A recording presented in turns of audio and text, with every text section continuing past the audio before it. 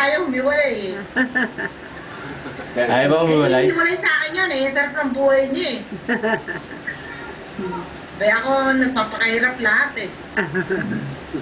Pero ako si Dubogi yan. Ako, lalong paghihirap na gawin mo. Diba, tita? Ano?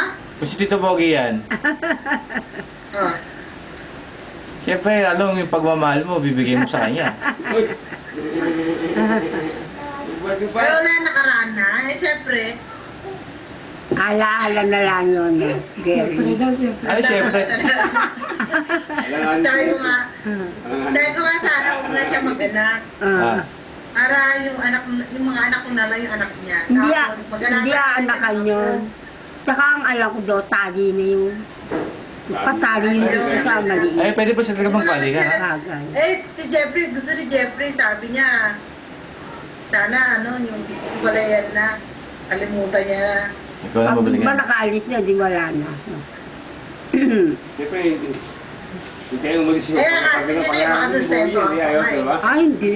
Hindi naman padala ni Bob. Nag-serious tita ko, mag-student. Kasi naalis sa mga anak, di ba? Maraming testigo ah. May isip naman siya. Bahala siya, may pension naman. Pero tita, ikaw kukuha ng sweldo yung tito, no? Okay. Sasagot ko sa kanya, o bilhin niya ng kotse si Hershey. Oo. Sabi ko ngayon, Bili na ko, si sabi ko Hershey. Jeffrey, kailangan makapagtrabaho na yung daddy niya. Daddy mo, dahil kasi kailangan ni Hershey na mag-ano na yun eh. Oo. Ilan na taon na si Hershey? 14. 2 taon na lang. Magdadalay Buwan na na yan. college, nursing. Sabihin ba na yun? Eh, maliit pa ang bata yan, yung nursing na gusto niya eh. Sa amin, nung araw, naglalaro yan.